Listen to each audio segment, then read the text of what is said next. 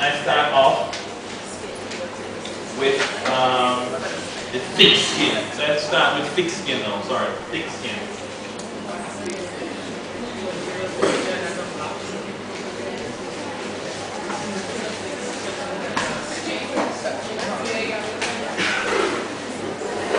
Alright guys, so alright. What is coming doing over there now? Thank you very much. Okay guys, so we've got the skin now. And the first thing to tell you, which you probably already know, is that the skin basically is composed of two layers. There's an epidermis, look on the screen. There's an epidermis which is from here all the way up. So the epidermis is the superficial layer, which consists of the epithelium plus the what? Keratinized layer. And then now, the dermis is the layer deep to that. So this is the dermis. So we have a dermis and we have an epidermis. Two layers.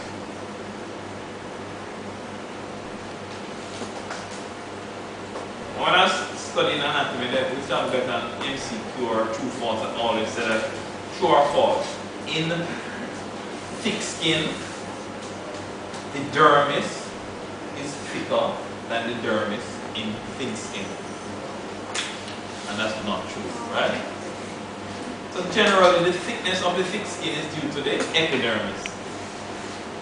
Epidermis. So the epidermis is what makes the difference. So the thick skin have a thicker epidermis than the thin skin. But that is not entirely true everywhere, because the thickest skin in the body is the skin of the upper back that has a very thick dermis. About that.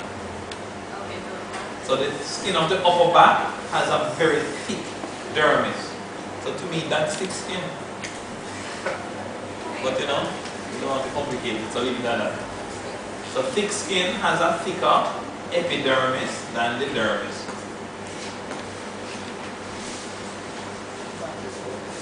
Also, guys, remember that the epithelium that you find lining skin is always stratified squamous. So skin is always lined by a stratified squamous epithelium. And actually skin is always keratinized too.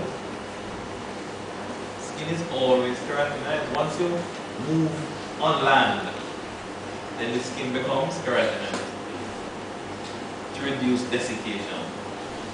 Always. However, the skin of the palm and soles of the feet possess a thicker epidermis, or the thickest epidermis is found in the skin of the palm and sole of the feet.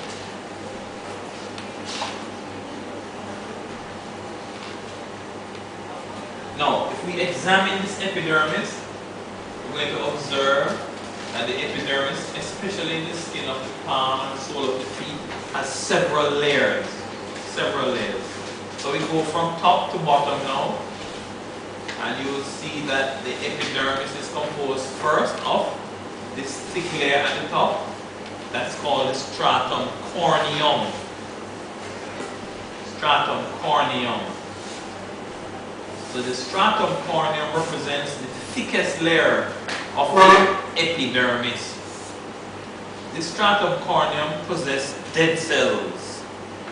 Cells that have lost their nuclei and have lost the various organelles that they used to possess. What they have accumulated is a whole heap of keratin in the form of keratohyalin granules. Keratohyalin granules, like hyaline cartilage, keratohyalin granules. Beneath the stratum corneum is a layer that actually belongs to the stratum corneum, but these guys have put it as a separate layer. That's called the stratum lucidum. It's not so convincing this one, but I brought a slide to show you. Stratum lucidum. So the stratum lucidum is just the clear basal layer of the stratum corneum. Then now, deep to the stratum lucidum, we have this obvious layer here. That's the stratum granulosum. In this stratum, you can see the keratohyalin granules quite clearly. The little, well, let me go on the high power to see. Oh, that's the highest power. Now, the dark appearance of these cells is due to the presence of the keratohyalin granules. Stratum granulosum. Then deep to the granulosum now, we have the thickest layer of the epidermis, well, of the epidermis itself, the cellular part of the epidermis. That's called the stratum spinosum.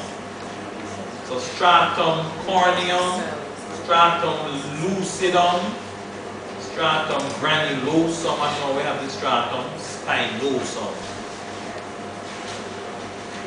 Alright, and then deep to the spinosum now, guys, look on this layer here that everybody can see. That layer now is the stratum basale / stratum germinativum.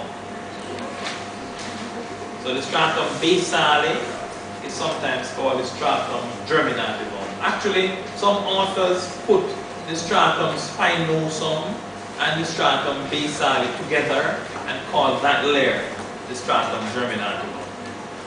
We will not do that at this junction. Alright? So the stratum basale we will just call the stratum germinativum. And germinativum because it contains the stem cells that multiply and give rise to the other cells. So they are germ cells then. But note, look what the stratum basale has. Look at that cell I'm pointing at. You know what that is? Those are melanocytes. So melanocytes are found in the stratum basale. I saw an MCQ once, true or false? White people have less melanocytes than black people. True or false? False. Alright. Where you learn that from? Huh? In class? Whose class? Okay, very good. So what's the difference then? Yeah, the concentration of the melanin. Alright. So I have a question that I'll ask in the next month. How is melanin formed?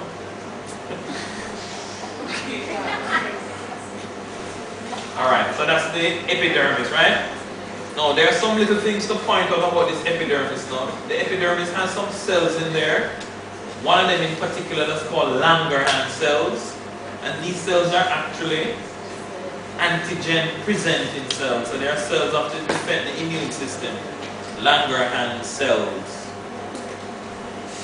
These cells are found in the stratum spinosum, Langerhans cells. So these cells sort of encounter pathogens that enter through the skin, process the antigen and present it.